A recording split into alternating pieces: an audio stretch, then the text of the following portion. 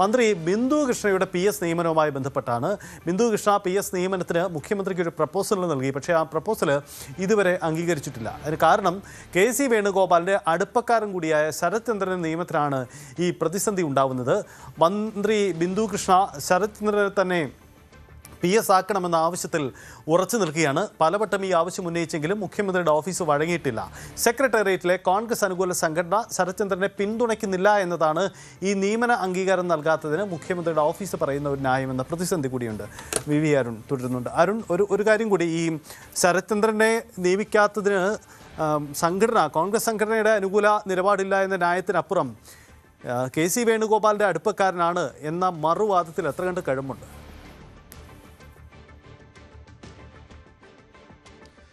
സയത്തെ 18-ാം തീയതി May 18-ന് UDF മന്ത്രിസഭ അധികാരത്തിലെത്തുന്നു.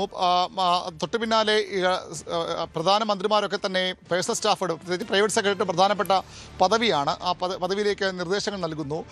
ബിന്ദു കൃഷ്ണ ആദ്യം തന്നെ നൽകിയ പേര് സെക്രട്ടേറിയറ്റ് ജീവനക്കാരൻ കൂടിയായ, അവിടെ കോൺഗ്രസ് അസോസിയേഷൻ മുൻ നേതാവ് കൂടിയായ ശരത്ചന്ദ്രൻ്റെ പേരാണ്. പക്ഷേ ആ പേര് വന്ന ഉടൻ തന്നെ ആദ്യം അദ്ദേഹത്തിൻ്റെ നാട്ടിൽ നിന്ന് തന്നെ വിമർശനം, എതിർപ്പ് ഉയർന്നു. അവിടുത്തെ പ്രാദേശിക ഘടകങ്ങൾ, വെമ്പായത്തെ കോൺഗ്രസ് കമ്മിറ്റി ആദ്യം പരാതിയുമായി എത്തി. വെമ്പായം പഞ്ചായത്തിൽപ്പെട്ട വേറ്റിനാട് സ്വദേശിയാണ് അദ്ദേഹം അഡീഷണൽ സെക്രട്ടറിയാണ്. പക്ഷേ മന്ത്രിയുടെ പേഴ്സണൽ സ്റ്റാഫിൽ വെക്കാൻ ഒരു കാരണവശാലും അനുവദിക്കാതെ അദ്ദേഹം താമസിക്കുന്ന തേക്കട മണ്ഡലം കമ്മിറ്റി കീഴിൽ ഒരു പ്രവർത്തനത്തിനും അദ്ദേഹം കോൺഗ്രസ് പാർട്ടിക്കൊപ്പം ഉണ്ടായിട്ടില്ല. മാത്രമല്ല അദ്ദേഹത്തിന് CPM ബന്ധവും അതുപോലെ തന്നെ BJP ബന്ധവും ഒക്കെ ആരോപിച്ചാണ് അന്ന് രണ്ട് മണ്ഡലം കമ്മിറ്റികൾ, തേക്കട മണ്ഡലം കമ്മിറ്റിയും മറ്റു മണ്ഡലം കമ്മിറ്റിയും മുഖ്യമന്ത്രിക്ക് തന്നെ പരാതി നൽകി. ഒരു കാരണവശാലും അദ്ദേഹത്തെ വെക്കരുതെന്നൊരു നിർദ്ദേശം മുന്നോട്ട് വെച്ചു. അദ്ദേഹത്തിൻ്റെ അടുപ്പം CPM-ഉമായിട്ടും BJP-യുമായിട്ടും ഒക്കെയാണ്. മറ്റൊരു പശ്ചാത്തലമാണ്, അദ്ദേഹം സെക്രട്ടേറിയറ്റ് തന്നെ സെക്രട്ടറി അസോസിയേഷൻ്റെ കടുത്ത എതിർപ്പുണ്ട് അദ്ദേഹത്തെ പ്രൈവറ്റ് സെക്രട്ടറി ആക്കുന്നതിൽ. മുഖ്യമന്ത്രിക്ക് മുമ്പിൽ അവരുടെ പരാതി പ്രവാഹമുണ്ട്. ഒരു കാരണവശാലും ശരത്ചന്ദ്രനെ വെക്കരുന്ന നിർദ്ദേശമുണ്ട്. അതുകൊണ്ടുകൂടിയാണ് ഇപ്പോൾ ഇത് വൈകുന്നത്. ശരത്ചന്ദ്രൻ നേരത്തെ KC വേണുഗോപാൽ MLA ആയിരിക്കും, അദ്ദേഹത്തിൻ്റെ PA ആയിരുന്നു. അതുകൊണ്ട് തന്നെ KC വേണുഗോപാലിൻ്റെ നോമിനിയുമാണ് ശരത്ചന്ദ്രൻ ബിന്ദു കൃഷ്ണയുടെ സ്റ്റാഫിലേക്ക്. ഒരു കാരണവശാലും അത് അംഗീകരിക്കുന്ന ഈ പാർട്ടി പ്രാദേശിക ഘടകത്തിൻ്റെയും അത് സെക്രട്ടറി അസോസിയേഷൻ്റെയും ഒക്കെ നിലപാടിൽ പിടിച്ചുകൊണ്ടാണ് മുഖ്യമന്ത്രി മുന്നോട്ട് പോകുന്നത്. അങ്ങനെ എതിർപ്പ് വന്നാൽ എങ്ങനെ വയ്ക്കുമെന്ന ചോദ്യമുണ്ട്.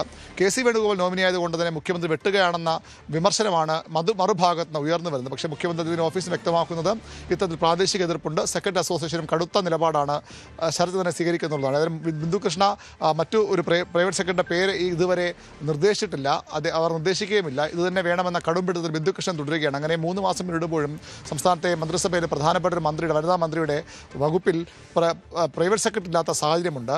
നേരത്തെ പ്രൈവറ്റ് സെക്രട്ടറി നിയമനങ്ങൾ വലിയ വിവാദമായതാണ്. പലതും പിന്നീട് മാറ്റേണ്ട സാഹചര്യമൊക്കെ ഉണ്ടായതുമാണ്. അവിടെയാണ് ഇപ്പോൾ ഈ ശരത്ചന്ദ്രൻ നിയമനത്തെ ചൊല്ലി ഇപ്പോഴും മുഖ്യമന്ത്രി അനുമതി നൽകാത്തതുകൊണ്ട് തന്നെ മറ്റൊരു പേര് ബിന്ദു കൃഷ്ണ നിർദ്ദേശിക്കുന്നില്ല. KC വേണുഗോപാലിന് അത്രയും വേണ്ടപ്പെട്ട ഒരാളാണ്.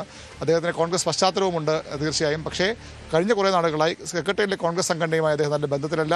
പ്രാദേശികമായും കോൺഗ്രസ് നേതൃത്വവുമായി അദ്ദേഹം അകൽച്ചയിലാണ്. അതാണ് ശരത്ചന്ദ്രൻ നിയമനം വൈകാൻ കാരണം. മുഖ്യമന്ത്രി ഇതുവരെയും അനുമതി നൽകിയിട്ടില്ല. അദ്ദേഹം അനുമതി നൽകാൻ ഇടയില്ലെന്നാണ് നമുക്ക് മനസ്സിലാക്കാൻ കഴിയുന്നത്.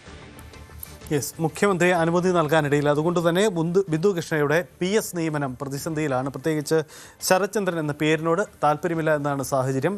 കോൺഗ്രസ് സംഘടന, ഒപ്പം തന്നെ തിരുവനന്തപുരം വെമ്പായത്തെ പ്രാദേശിക കോൺഗ്രസ് നേതൃത്വവും ഇതിനെ ശക്തമായി തന്നെ എതിർത്തിട്ടുണ്ട് എന്നതുകൊണ്ട് തന്നെ ഇത് വെല്ലുവിളിയിൽ മാറുന്നു എന്നതാണ് സാഹചര്യം. കൂടുതൽ വാർത്തകൾക്ക് News 18 Keralam YouTube channel subscribe ചെയ്യുക.